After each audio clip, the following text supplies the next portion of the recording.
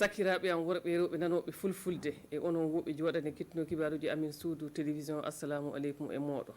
mi fuɗɗiri inde Allah jaam hinne kuuɓoɗo jaam hinne kirriɗo yettore lamɗo wodani ndelle kibaruji amin ɗiɓe jogui fami kolli toon hannde o aranen Allah fou en kalan haala ɗum wonno batu joƴƴinaɗo ley gallure Fadangurma heeɓa jaam warta ɗum wonno tabita ley guure ɗum wonno tawal buubu kam e tawti fa hannde Natia Boani e Nagri ayi en jiyan fa hannde jettine yewtere meɗen e haalde haala ɗum wonno batu gaɗaɗo e banggal Barasi Samandini ndelle bisimilla moɗon e hettinade kibaruji amin suudu télévision e wakkati o donc no mbirnumi on ni suudu baba keɓon famde ley gallure faro fada ɗum wonno faro littugal leydi meɗen en fof eɗen keeɓi famde piyanɗe ne gaɗe toon wakkati fuu woɗi fa hannden rafi potal hakkunde leñi ɗum ɗum woodi ndelle saabe majjum yimɓe fada ummake jooɗake ummake keeɓi hakkillo gaɗi batu fa kalda fa daara fa hannden non wonno no gatta fa hannden heɓa keɓa ɗum wonno jaam wartale gurel ngol mbimi on kam wonno gurel ɗum wonno tawal buubu kamɓe Natia Boani e tawte fa hannden Nagri ndelle fa keɓen laaɓal en jeehan kettinoɗe ɗum wonno nilaɓe suudu télévision kam wonno Presli Nintiema e tawte fa hannde Chantal Wodrago e Boubacar Boli dow inde jam e potal ɓiɓɓe leydi Fadangurma hawri ko ɓe kawri happa balɗe ɗiɗi ɓe kaldi ɓe kollodiri gongaji woɗi du ɓe kaali haala laabi kanuɗo rewede heɓa jam e ndenagu yecco walta tanwal buugu Natia Boani Nagari e haddu fada e mangal muɗum fuu le majjum le batuji maɓɓe ɗi ɓe dannike waldere joƴƴinte fa sura basiji ɗin. La volonté des uns et des autres vont nous mener au bon port. Allah e yimɓe joom en anniyaji ɗum woni rewɓe worɓe fulɓe gurmankoɓe mosinkoɓe minen fuu min paami jonin kay ke jam e ndenagu ngu yo minen jeeyi daranade ɗum ndelle sey neɗɗo fuu jaɓa sawranade bandum wurdude e bandum nden eɗen mbawi ɓantare men tabita. En nous pardonnant les uns les autres et en avançant ensemble. Il était nécessaire que les communautés Peul, Gourmanché et Mossi natil suno tawa fulɓe gurmankoɓe e mosinkoɓe joddono nukkure wotere batida on jii du soda siɓe e yimɓe wiyeteɓe volontaire en ɓe tawama e hooreɓe diina e fina tawa du ƴetti konnguli ndelle ɗum le yoko gasi sanne. C'est la plus grande satisfaction. Yo ardo Fadangurma kam ni saabide batuji ɗin joƴƴina ɗum le na welamo sanne sabu o wi'i neɗɗo fuu heɓi holli ko miilotono sabu gonga haalama so ni gonga majjum du heɓama fuu sawragu e yaddu no wawi heɓede batu gaɗuɗo fada o laamu leydi men na jingana ɗum. Chacun a pardonné et ensemble nous sommes engagés à travailler pour la paix. Neɗɗo fuu jaɓa sawranade bandu woɗi du en kawrita heɓa ñiɓen fada e laamu mum fuu e nokku fuu nder leydi men Burkina Faso ɗo. Pour cette commune, pour cette région et cela va s'étendre aux autres régions. Keɓon faamude batu hakkunde leñi joƴƴinaɗi le fada yo leydi Suisse e tawti dental biyetengal laboratoire citoyenneté kam ɗotiri golleji ɗin. ayi fofo maɗa Boubacar Boli alhakika du rafi potal ina saabo fa hannde ɗum wonno leydi yarata yesso ndelle yo lamɗo fewnu ɓendeji yimɓe fa hannde watta potal e hakkunde muɗum en jaran kibaruji meɗen yaade yesso ɗum ene wonno ko kalten en kalan fa hannde haala batu hay keɓon famde ɗum wonno kongi maire ɗum wonno gallure meɗen Wagadugu yo tabintinde fa hannde fa Wagadugu laato commune mawɗo ndelle keɓon famde fa hannde ɗum wonno mana kawrital maɓɓe ɗiɗaɓal ngal ɓe gatta hakkunde ɗum wonno lebbi tattati ay keɓon famde fa hannde hono ɓe kaali fa hannde li batu oɗo haala ngunu e tawte fa hannden ICA sabu police ɓe gondi e fa hannden e banggal mettrogal ɓe golle mumen ndelle ɗum ɗum wonno ko ɓe kaali ndelle keɓon famde fa hannden suudu baba ɗum wonno ko maire ɗum wonno ko ɓe tawital ɗum wonno ko ɓe gatta batu mo ɓe gatta hakkunde lebbi tattati ndelle fa keɓon laaɓal fa hannde mi yaha mi nodda ɗum wonno nilaaɓe meɗen suudu télévision kam wonno Seyba Ninkema Issa Kafando e tawti fa hannde Oumarou Tamboura hawrinde ɗiɗo ɓerde conseil et municipal Wagadugu ndelle teɓɓo kewɗo ɓe annino laaɓinirde hakkunde maɓɓe ɗon hono toɓɓere daraninde adude e commune hewta Grand Ouaga. Quand vous voyez Saba et Ouaga se touchent, Saba e Wagadugu nangoduran comme Silgue e Wagadugu nangoduran Lumbile e Wagadugu nangoduran woɗi Pabari e Wagadugu nangoduran ndelle ɗum en fuu ino haani kamin paama non min gollirta ɗum sin golle warani commune aji ɗiɗi ɗi e dow bangal fa hande min kollodira haqqiloji soni gouvernement watti ceede e dow gollal joni o ka daranigal Grand Ouaga. ɗum fu miɗen kaani hollodurde haqqiloji ene gouvernement yiɗiri ndelle waldere daraninde Grand Ouaga ina hani ko joƴƴine. Le Grand Ouaga qui sera géré comme une métropole. Ka fadde Grand Ouaga on commune Ouagadougou kamɓe hoorema ina wondi ɗon en e saɗɗormaji feereji. Il pose des revendications qui malheureusement ne peuvent pas trouver des réponses strictes. iɓe gaddi ɗo en lamdoji jeyɗi hokkede jaaboji laaɓuɗi kokkodira haqqiloji ka miɗen noddaɓe mon futtinno sawro miɗo miija ni laaɓi lobbi jiitate famin keɓa min puɗɗita golleji amin. J'espère que très bientôt on trouvera ensemble une solution pour qu'il puisse reprendre le boulot. ndelle talkudu holloru golleji la maire ma jaɓande fa hande projet dariɗo ko battare laamu kinniɗo jandeji université hokki bisuji tati woɗiɗo fa hannden guineji ɗi hiɓere wiyetede Lyon hokki ayo ɗum en fu heɓama ko golla e dow hawrinde conseil en ndeɗo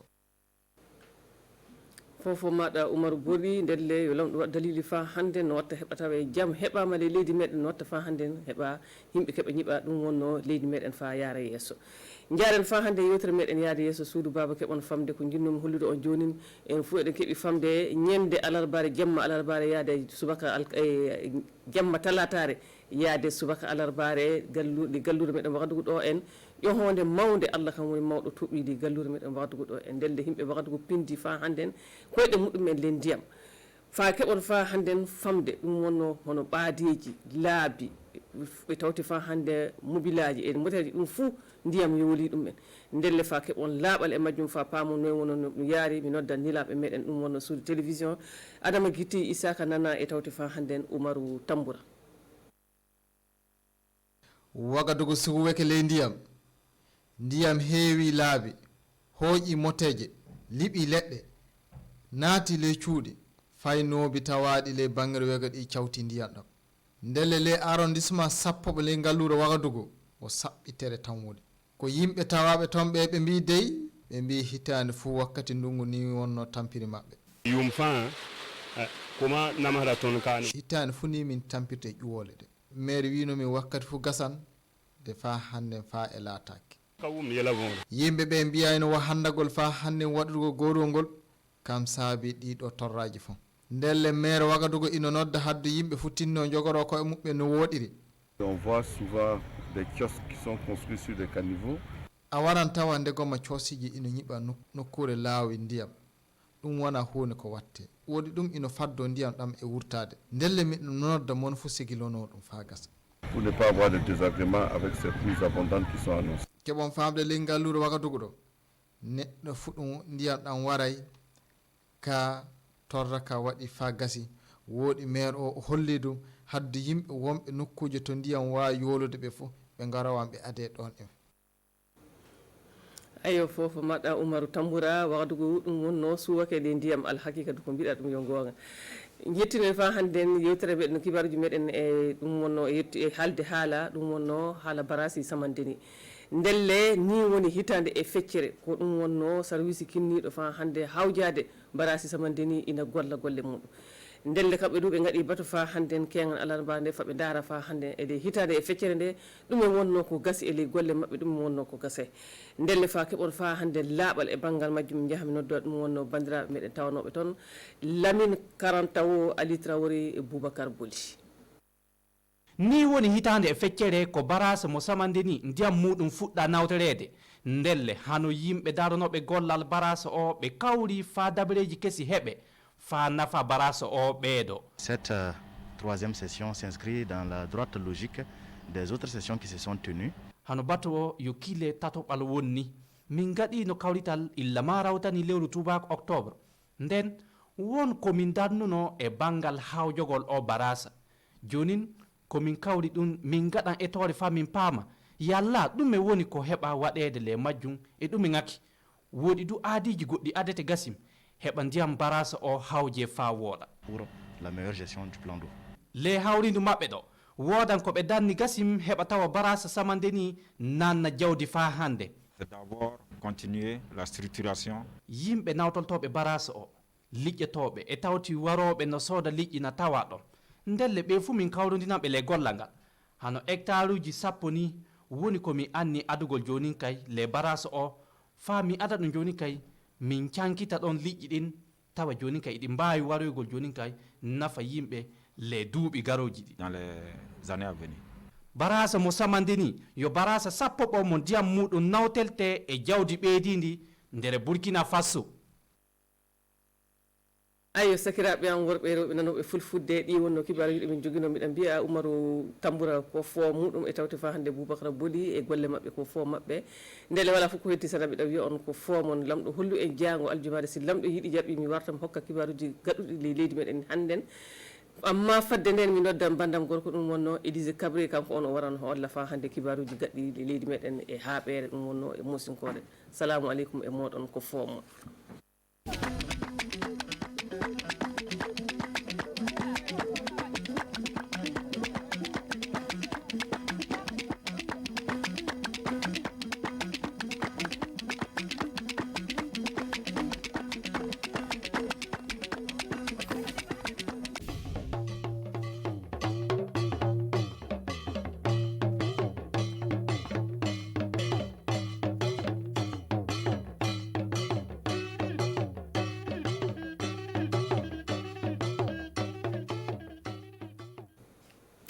am sambi sa gellir pusi la ni windiga yamram ni se fansanta ton konneton sembe Burkina Faso wala zaman zemse elikiba ya ne mora zurare la woto sulle ninga somoda na yilen sigiligi yella nisbason wate kiugara sampisi la no senkene UPC parti wasana yakob na bodon vigila adopsera kiba kitba rundarara na winiga bsan sigil tumna ta kenen ta zininga inawleti winigila meti Burkina Faso wintok santi yiten rati tifada admera sigila sekbene nimbuida sekataba temesbuto tole ya sanna ngese senkene tanwal bugu yella leba kongomo comptable absugustaba ti vima le sak bene inawal lebinti windiya ti ar saga seni wodo sak kenlera kom haleti bangal wo nyeb sameng wazu tambodo menga inoti pama venam 5 ne bon kansa wenge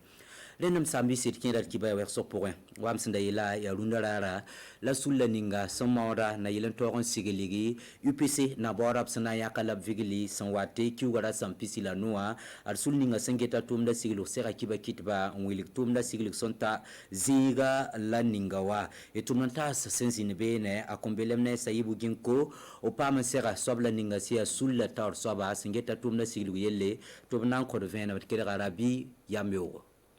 ton bola nyam kiba kitba nan toxi ti win san kon lafi jiwara mpisi la nu 9h bonye pour ça bonye sa fa il tiap na kinga palais de sport en kinga te nyaka na bawda la bjili na bawda la ton to nyama ton soal ran jouer mbi bumninga ton le jouer mbe a shologa poa shologa bime a pidame ni la ton le lamti shologa bime a pidame ne bana yime en kenge nti nyaka na bawda na ma me bobu ndata mbwa na ma ton nenga adiga na shebri ki ko ngara hampila na hanloa te ta kiwa ra hampishi la tabo yung 20h te ton yiki 25 arari en kengti nyaki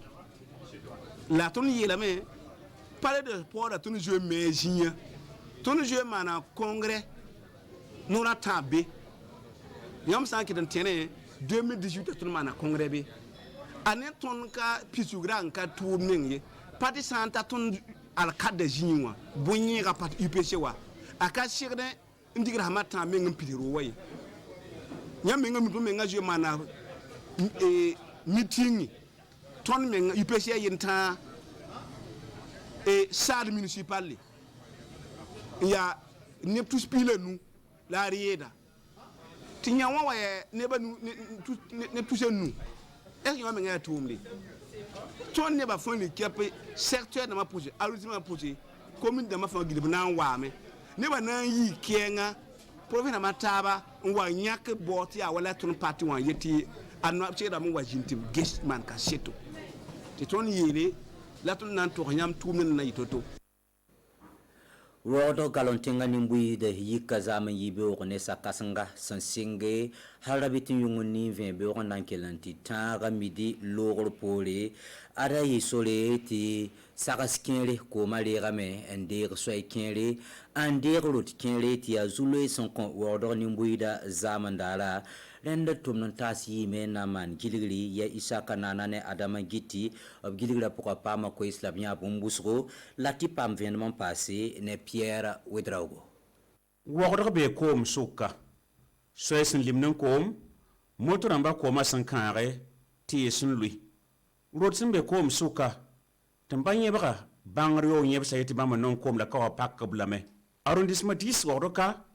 adia sun samse sakara mwini kam tu yumde la wan ton ida si on sasa bambi nimban kanga pore. Chaque année nous avons les pieds dans l'eau. Ariun fan la wan ton ida si on sasa ton be nimban na pore ne sa koma. Mera pulum da ton wakat fa la yumneto payat managariye. Pensons que nos autorités locales sont responsables de nos souffrances. Aria ton arrondissement tawo damba en ya sababu ton zulesa.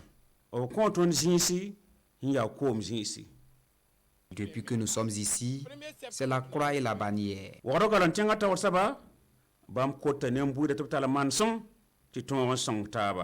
voit souvent des kiosques qui sont construits sur des caniveaux.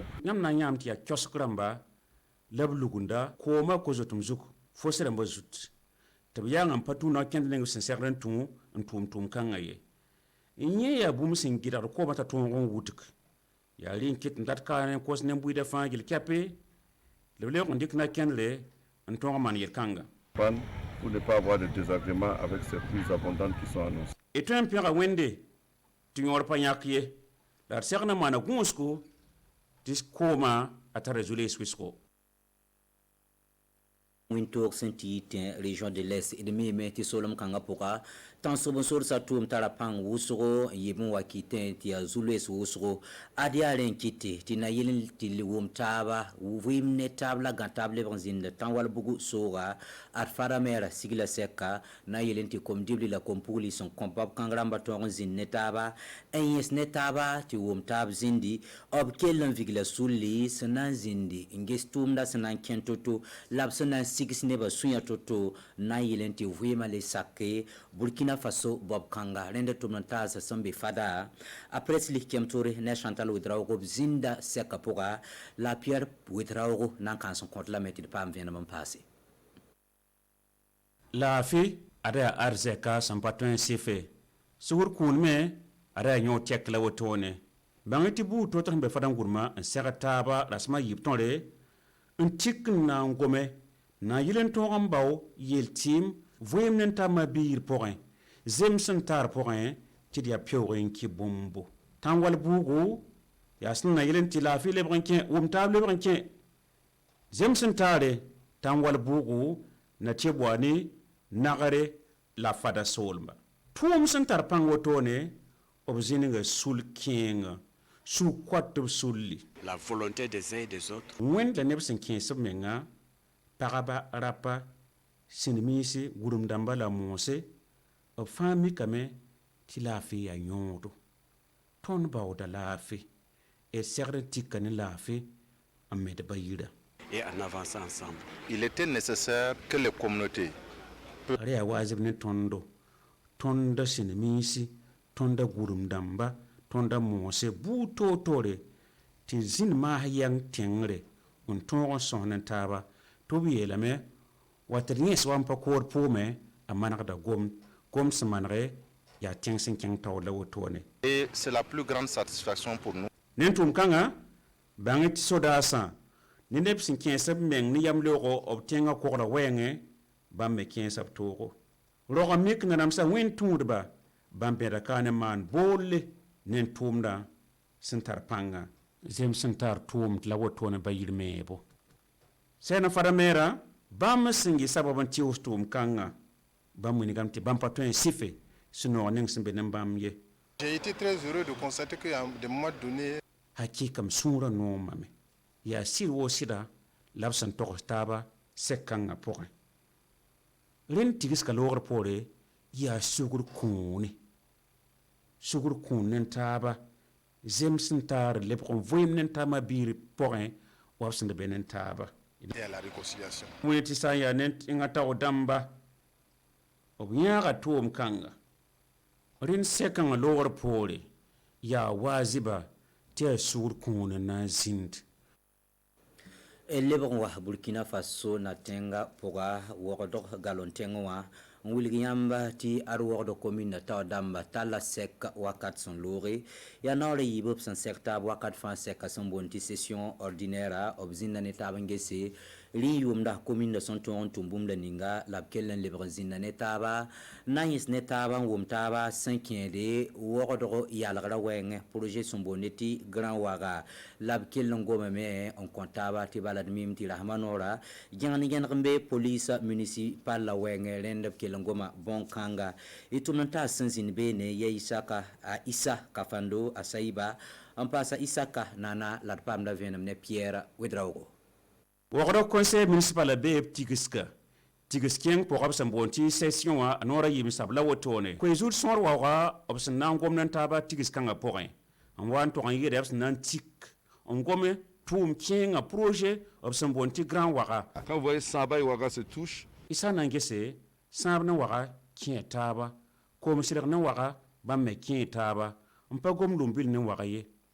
pabar na wagro ba me kien taba yel kanga point idmanda wana rin ya tum kien snan tum ti commune na ba kien ta pour moto no wa et serre men zinen taxen gesse na kien bola nan dike un tas gouvernement wa sera géré comme une métropole. Nangun rinda nanguti wara commune na Zulus men besoka nebson kotop sonre rabna pam pitsku. Ils posent des revendications qui malheureusement ne peuvent pas trouver des réponses. Obsiru anon koise sinya wazi batetonta le korbu toto de san kutoyen koba. Rindawa edegom da nen chabala kotela me to man sur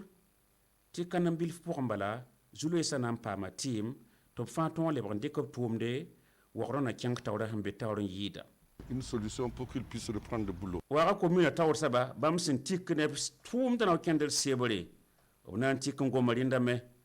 nge pa hariasa tour nan kon to tongo nyaak ministère ni singe de karimera korongo to tongo pam loimba bisran batabo onan sulu ngoma rinda me nges yel kan pam pitsko nge pare obwini game galon tanks binasa tenga lion ndati nyaak Burkina Faso ntiedo obnan sulu ngesa ile kanga session kanga pore en Pierre Wedragor pusi la barkusko sambisi yakane lat kibena yala harunda ne mora et konta sava sek beogo winto wakati ipso watinya sana yibazugo la nananda kibai keten kyanga tawle ne zulle balman ke sungalo watalab nan tim sakane tizul same pa mabrende wena konde beogo ne lafi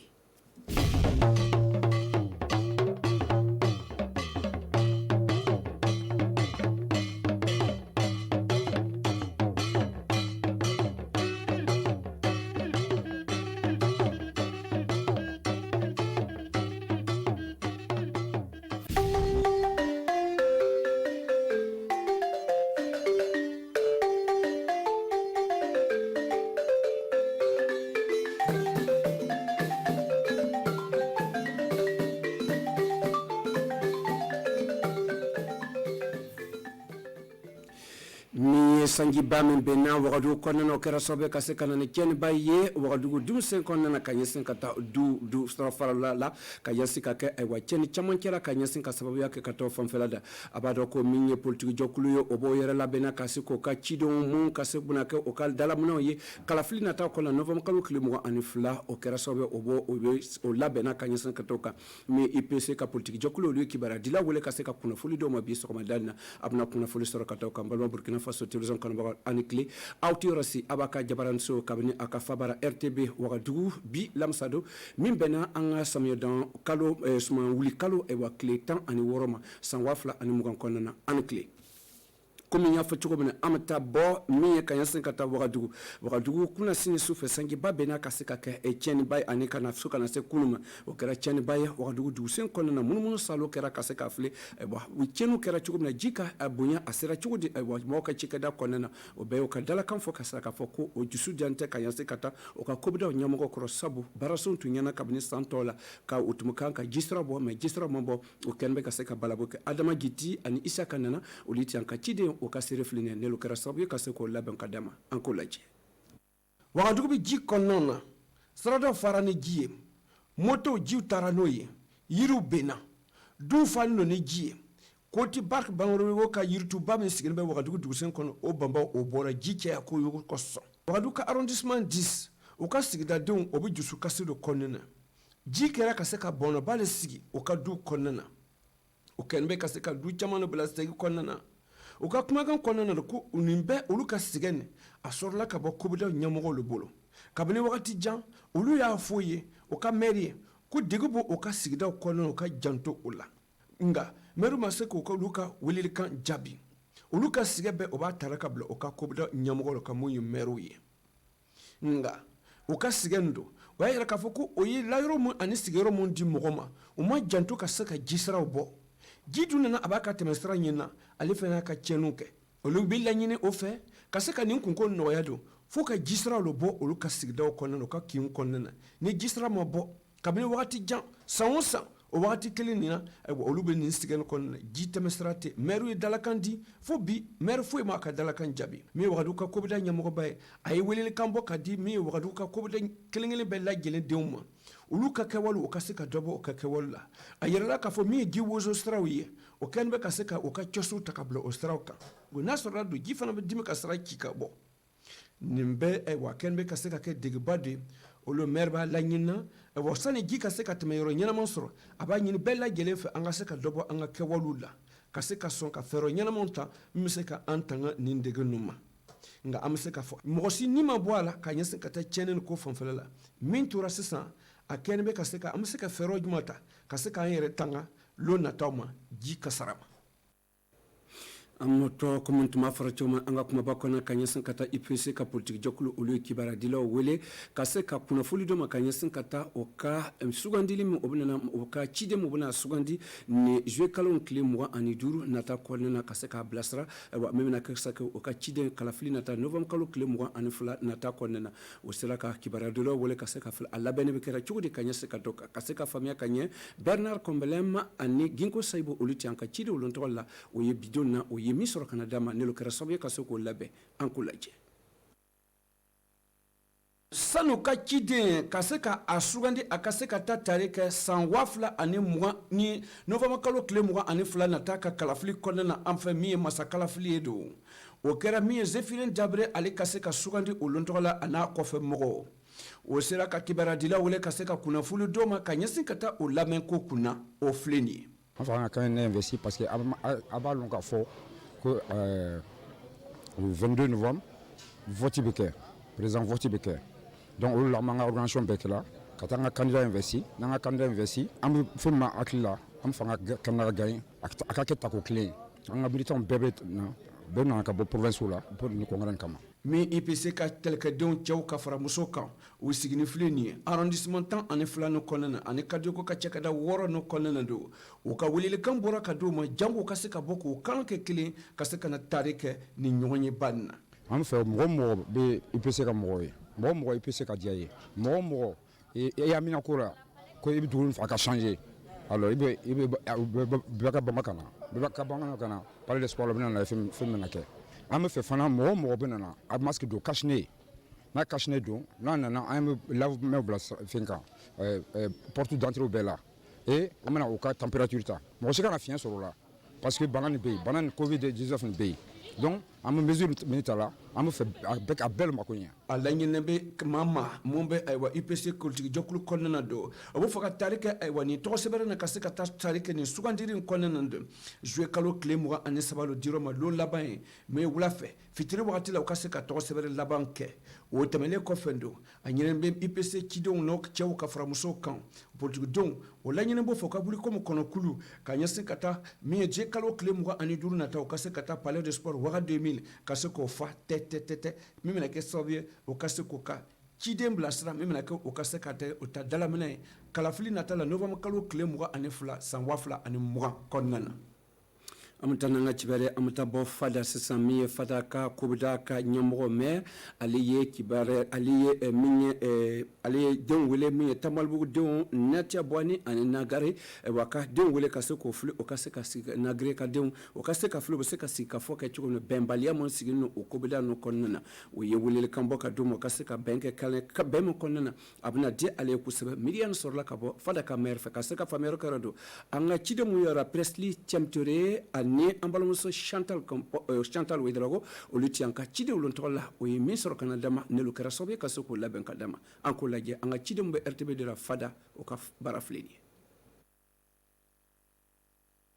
Ala ni hɛrɛ tɔgɔ la ani bɛn tɔgɔ la min ye jɛkulu mun sigilen filɛ nin ye fada kɔnɔna na olu ye ɲɔgɔn ye kɛ ka se ka hakili falen sigi o ni ɲɔgɔn cɛ ɲɔgɔn ye min kɔnɔna na tile 2 kɔnɔna na don o yi hakili jagabɔ ka se ka fɛɛrɛ sɔrɔ ka ɲɛsin ka taa bɛn ani adamadenya ka se ka segin ka na cogo min na Tamalibugu dugusen kɔnɔna na Natia Buwani ani Nagare dugusen kɔnɔna na ka taa fara fada dugusen kɔnɔna na kabini o wagati la don cɛkɔrɔba hakilimaw ka jɛkulu dɔ sigira jango ka se ka fɛɛrɛ sɔrɔ ka ɲɛsin ka taa degeninw kan nin tɛ dɔwɛrɛ ye don a ɲinini don bɛɛ fɛ bɛɛ ka se k'a cogo don ɲɔgɔn na min ye cɛw musow ka taa sigi mun ye filaw ka jɛkulu gulumaciw ka jɛkulu ani mɔsiw ka jɛkulu o bɛɛ y'a faamuya sisan ko hɛrɛ de ye fɛn bɛɛ lajɛlen ye o b'olu o laɲinina nin wagati in na min bɛna kɛ sababu ye o ka se k'o ka jamana jɔ ani o ka sigidaw ka se ka yiriwali don a la a to ka kan mun ye filaw gulumaciw ani mɔsiw o bɛ se ka hakili falen kɛ cogo min na o ni ɲɔgɔn cɛ golotigiw ani kɛ yɛrɛma golotigiw olu fana o ka se k'o bɛn ɲɔgɔn ma k'o kan kɛ kelen ye ka se ka fɛɛrɛ sɔrɔ degun bɔ o yɔrɔ la min ye diinɛ ɲɛmɔgɔ ye ani laada ɲɛmɔgɔ don olu ye o welelekan de lase ka di o yɔrɔ dɔw ma nin kɛra kunnawoloba de ye ka ɲɛsin ka taa nisɔndiya ko ye ka taa o yɔrɔ fanfɛla la min o yɔrɔ maire ye don ale de kɛra sababu ye ka se ka miiriya ɲɛnama nin sɔrɔ ka taa hakili falen min ka se ka sigi o yɔrɔ denw mun bɛ dege kɔnɔna na o ka se ka fɛɛrɛ sɔrɔ o ni ɲɔgɔn cɛ o k'olu nisɔndiyala kosɛbɛ sabu maire yɛrɛ ko ale nisɔndiyala kosɛbɛ ale ka miiriya ni ale y'a lɔn k'a ye kunnawolo sɔrɔ o kɛra sababu ye mɔgɔw yafara ɲɔgɔn ma bɛn segira ka sigi jɛkuludenw o ni ɲɔgɔn cɛ min faso ka ɲɛmɔgɔ ni cidenw mun sigilen o yɔrɔ fanfɛla la don olu fana ko olu ka niyɔrɔta kɛra sababu ye ani maire yɛrɛ ka niyɔrɔta kɛra sababu ye ka se ka kunnawoloba dɔ don nin na a ɲininen bɛ bɛɛ fɛ bɛɛ sɔnna sisan min ye sabari nin ye an ka se ka yafa ɲɔgɔn ma k'an bolo don ɲɔgɔn bolo ka se ka yiriwali don o yɔrɔ mara ka yiriwali ko fanfɛla la nin donba min sigira nin na a kɛra sababu ye ka se ka kɛ yiriwaliba dɔ sigi o yɔrɔ mara fanfɛla la tile 2 hakili jagabɔ ni o ni ɲɔgɔn cɛ don o bonya ni karama sɔrɔla ka bɔ coopération suisse le fait ani laboratoire de citoyenneté olu ka sababuya la ni ɲɔgɔn ye ba ni sigira ka taa hɛrɛ ko fanfɛ an ka kunnafoni laban min ye ka ɲɛsin ka taa an bɛ se ka na wagadu ka ɲɛsin ka taa min ye conseil municipal o ye wagadu ka kobuda ka jɔkuluba ka ɲɔgɔn ye ba filanan o sigila o ka dalakan taara bila min kan fɛɛrɛ jumɛn bɛ se ka taa ka se ka yiriwali don wagadu ka yiriwali kobuda yiriwali ko fanfɛla la o ye baarasen caman bila sen kan o baarasen ninnu kɔnɔna min ye projet grand waga o dalakan taara se o ma a bɛ se ka kɛ cogo di a bɛ se ka bilasira sɔrɔ a la cogo di o kɛra isa kafando ani isa kanana olu ti an ka ciden olu tɔgɔ ɲɔgɔn ye kɔnɔna na n'olu kɛra sababu ye ka se k'o labɛn ka dama an k'o lajɛ wagadugu ka kobidaw ka lasigidenw ka ɲɔgɔn ye filanan filɛ nin o sigira o y'o dalakan don ka taa baarasen caman dɔ kan o baarasen nin kɔnɔna na o ye wagadugu ka baarasenba min an b'o fɔ ko grand waga o dalakan donna olu kan a yɛrɛla k'a fɔ don wagadugu ani saba olu donni bɛ ɲɔgɔn na kɔbisiliga ani waga olu donni bɛ ɲɔgɔn na lumbila ani wagadugu o donni bɛ ɲɔgɔn na pabere ani wagadugu o donni bɛ ɲɔgɔn kan n'a sɔrɔla tɛ jɔn de bɛ kan ka mun kɛ o ye ɲininkaliba ye a ka kan n'a sɔrɔla ko baarasen bɛ kan ka sigi o kobuda fila o ni ɲɔgɔn cɛ don no fɛrɛ no b'a to o ka sigi ka miiri kɛ ka fili o bɛ se ka gouvernement ka dalakan minɛ min o y'a se ka fili kobida o ni ɲɔgɔn cɛ o bɛ se ka miiriya don cogo min na ka se ka yiriwa don min ye grand waga ka baarasenba ye sani grand waga ka baarasen kunna wolo bɛ se ka sigi dɔn a ka kan min ye wagadugu ka kobida ye o ka se ka fili o se ka fɛrɛ kɛ cogo min na ka ɲɛsin ka taa dala sɔsɔ mun bɛ yen a yɛrɛla k'a fɔ ko ɲininkali caman de bɛ bilara ka taa wagadugu ka yiriwaliko fanfɛla la min a ka kan ni kɔjaabi ye a kilifali bɛ kɛra jango ka se ka fili o bɛ se ka fɛɛrɛw cɔrɔ cogo min na o ka se ka dususuma sɔrɔ o ni ɲɔgɔn cɛ cogo min na ale lani bara ko fɛɛrɛw bɛna se ka sɔrɔ lo nataw la jango ka se ka fili ka kɔjaabi dɔn ka ɲɛsin ka taa baarasenw min bɛ sen kan ka se ka kɔjaabi d'a ma min ye wagadugu ka maire ye don a ka hakilifali kɔnɔna na a n'a ka fɛɛrɛw kɔnɔna na don a yɛrɛ k'a fɔ ko baarasen min bilani bɛ sen kan a taani bɛ ka taa bila min ye bisi saba ko fanfɛla la ka ɲɛsin ka taa minisiriso min taa n'o ka taa an ka kalansobaba yiriwa ko kunna o ka se ka sɔn ayiwa n'o sɛbɛn n'u ye ani min ye faransi ka dugusen min kɛ lyon a n'a ka bolomafara min a ɲɛ ka se ka di o ka se ka sɔn ne min ka se ka fili o ka dalakan o bɛna taa bila olu kan ka se ka baara kɛ o kan ni ɲɔgɔn ɲini kɔnɔna na bana burkina faso television kanubaga an bɛna an ka bi ka tile kunnafoliya tiɲɛ tɛ n'ala ye sini yɛrɛ na n b'aw sɔrɔ fofo kɔnɔ nka sini ni wagati kelen na n b'a sɔrɔ ni kunnafoli wɛrɛ aw kelen de bɛ ani cɛ a ka lajɛli la an ka wagati bɛ tagamana alibele ani baarasenw ani tile